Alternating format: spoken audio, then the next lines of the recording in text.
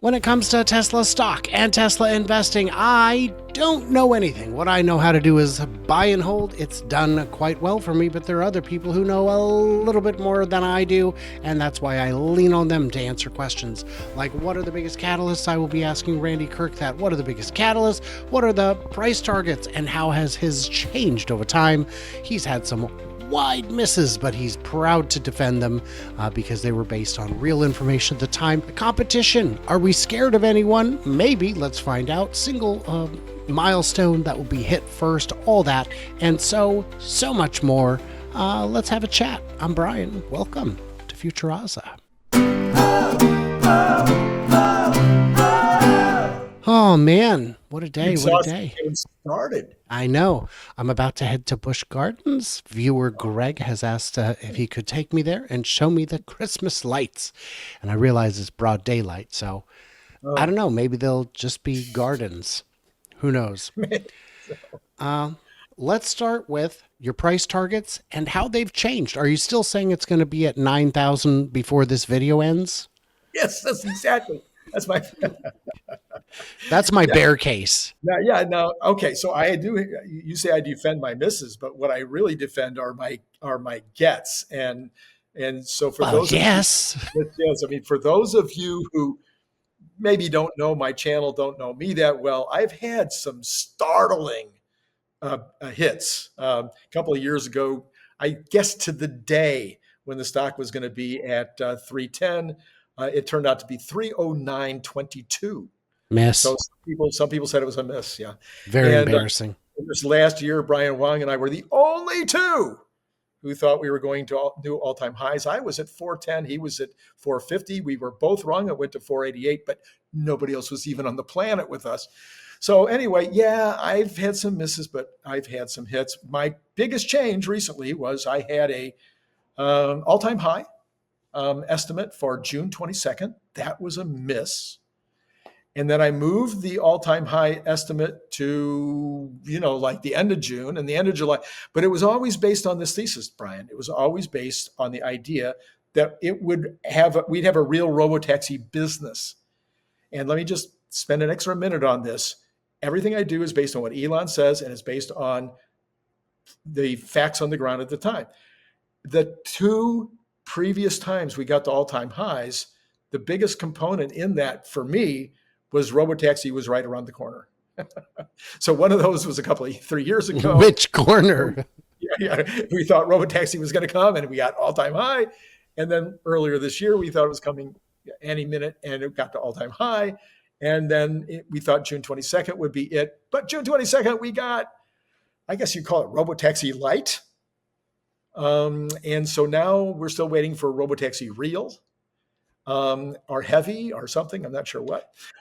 So when that happens, and I'm saying that Elon says it'll happen before the end of the year, I think we go to all-time high and then continue beyond that to 600. So that is the changing of what I've been doing. Yeah. Is anyone outside of the retail investing analysis community pricing in Optimus yet? Because with energy, it was forever before I asked Matt Smith maybe 3.5 years ago, why is Wall Street not modeling? He said, well, they need to see the revenue first. I said, there is revenue. He said, not enough. I said, by the time they count it, it will be too late. And he said, right. That's why you and I are invested now and Wall Street will invest then. So congratulations us. With Optimus, are we seeing that again? Okay. So here's what I think that nobody else thinks. Well, maybe some other people think it, but they don't say it. I dare anybody to go out and find somebody that's saying this. The Tesla stock is valued right now for Optimus and Robotaxi. There is no possible way that you could put the value that we have right now for the car and energy business. Agreed. Just doesn't add up. There's no possible way. So there is an optionality, maybe out of the 415 that we were last time I looked, out of the $415 a share, it might be $315 that's based on this optionality. Maybe it's 215. I don't know. It's hard to get an exact number, but there are a couple of analysts out there that do break it down that way. and they'll say, this is how much we have in for cars. This is how much we have in for Optimus. This is how much we have in for Robotaxi. And so, yeah, it is possible to do that analysis, which I've done many times on my channel. But yes, I would say most people know, but they don't realize that the market right now has priced those in. Now, have they priced them in completely? CERN Basher and I did. CERN Basher brought it to my attention, and he did it on my show. Maybe he did it with you too. He says, okay, Randy, if this is the assumption about how many humanoids we're going to make, if this is the assumption we're about robotaxis on the road, we got to 2030, and this is where we think we'll be, and I think we could get agreement from even the bears that if they're successful, we'd be at those numbers by 2030, and then you do a 14% per year reduction, or come back to current valuation based on 14% per year, you'd be at $3,000 right now. Well, I would argue that Randy is among the most optimistic. I would argue that CERN Basher and Brian Wang are also the most optimistic. I would say, I don't know what's in the water supply on your channel, but maybe get it checked because it's pretty bizarre. But I think you're right. Auto and energy do not carry today's valuation, probably not even half of it. I think between FSD, Robotaxi, and Optimus, just those three, to some extent, is the hope, is the promise. Energy last quarter had a profit of something like 1.1 billion profit. Automotive had 1.6. Now, remember, Elon made this insane statement that everyone agreed was crazy. Not us, but all the analysts looked at it and laughed at it. He said, I could see energy being as big as automotive. What? Come on, really? Yes. Yes. Even before the addition of the Houston factory, it could eclipse the margin, the profit from cars. Right. And at the end of the day, I don't care as much about revenue as I do about profit. Profit's what you pay the bills with. Profit's how you pay. I mean, that's the earnings, the real earnings, not the revenue. And then Houston comes online. It's going to be bigger than Lathrop or Shanghai. How soon could we see energy surpass automotive margins? So I think it'll be a close race. So I think in the fourth quarter, it will come closer because I think auto will drop a little bit in profit, in gross profit. And I think energy will go up maybe another 30%.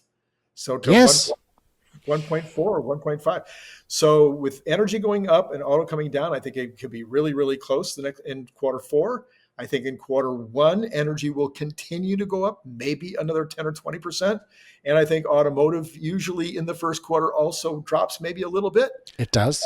And this year could be an exception, but I don't have any. I'm not solid. I'm not believing that yet. The way that it could be the exception. Okay, here's the key.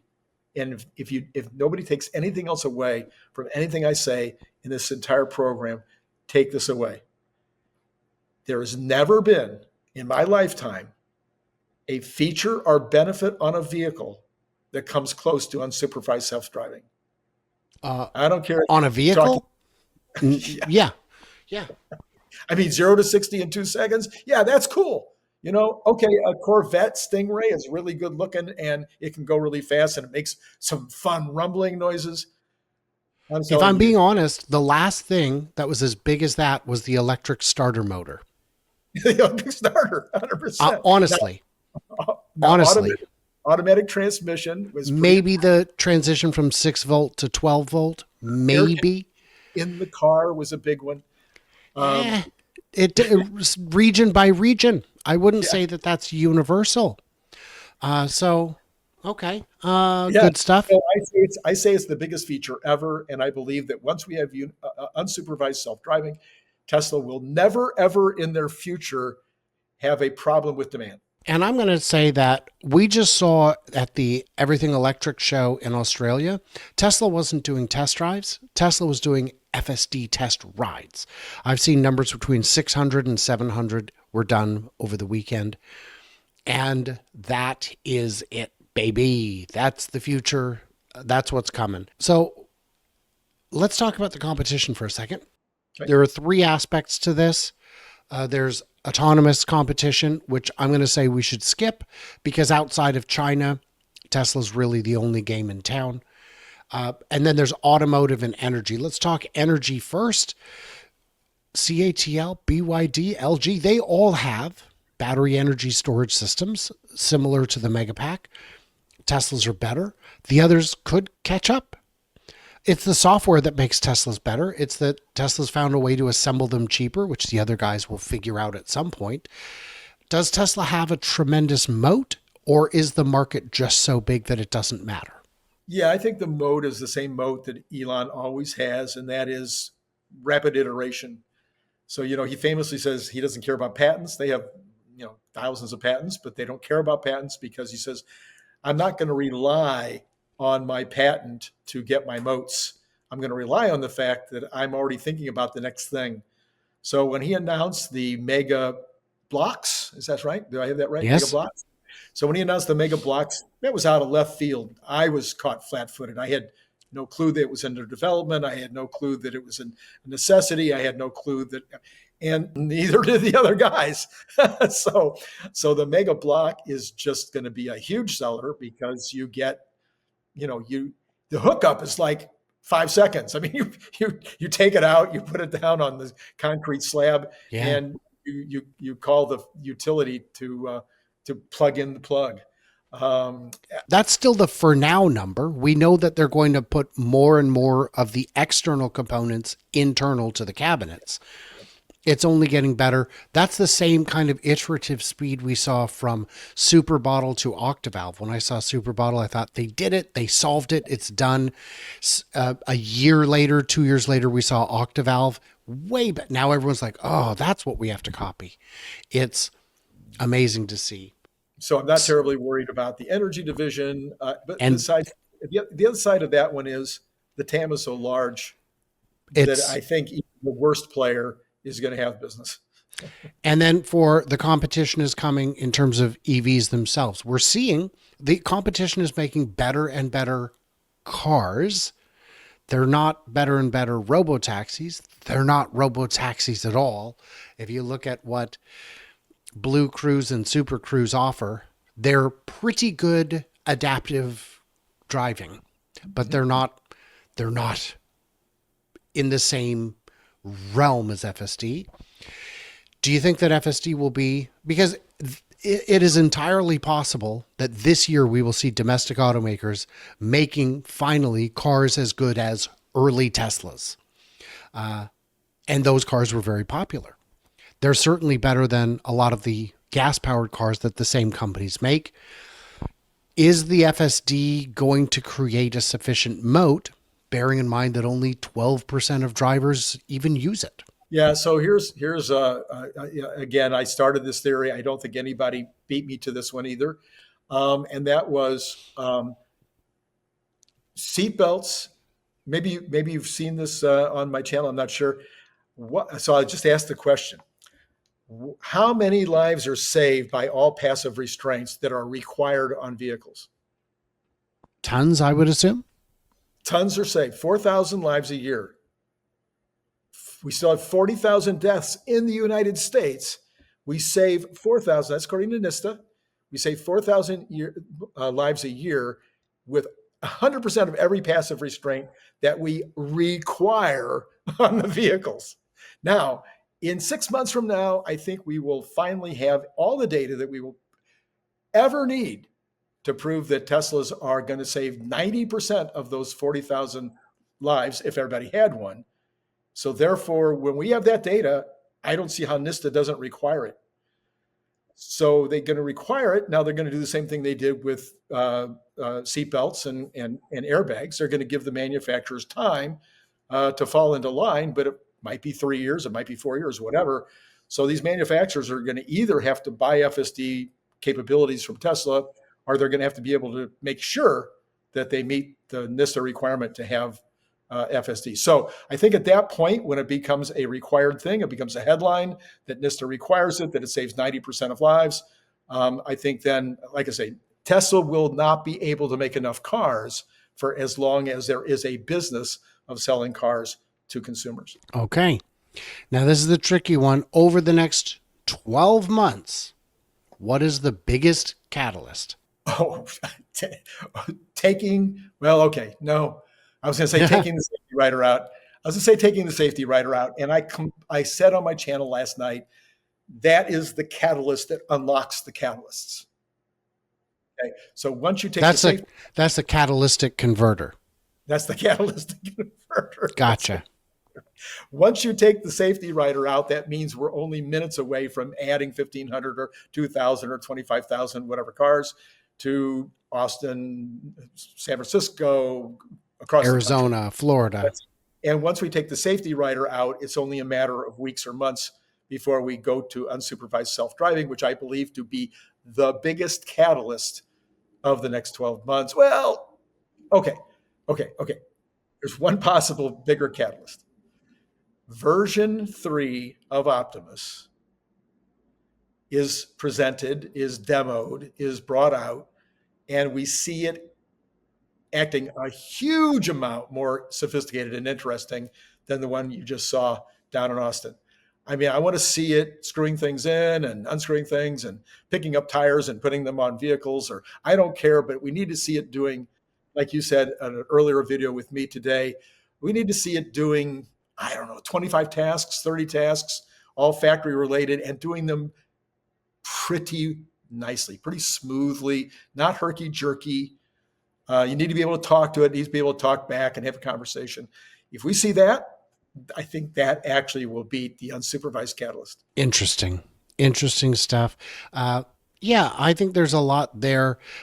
My concern with trying to expand robotaxi is, and Waymo has this problem too. If you decide you want thousands of them, where are you even going to get them? Well, Waymo has the problem. Oh, right. Tesla says 2,000 cars, please. And whether it's your car or my car, but really it'd be from the factory, they'll just print them. They'll just hit Control P, enter the number 2,000, and out comes the cars. It is not quite that easy, but it's real close to it. Guys in the comments, what do we miss? What do we misunderstand? Did you know I'm a best-selling author? Yeah, that's right. I helped Randy write a book called AI Rising, available on Amazon, and it's fantastic. It's got some really great authors that helped us. Brian Wang, Cern Basher, Nick Gibbs, and John Gibbs. Congratulations on the nuptials, and everybody else involved. It was a great collaboration. We had fun. Everybody in the comments, leave it. You know what to do. Like, please do subscribe. It really does help the channel. And everybody else, stay tuned, stay juicy, and I can't wait to hear from you clever robots on the flippity flop.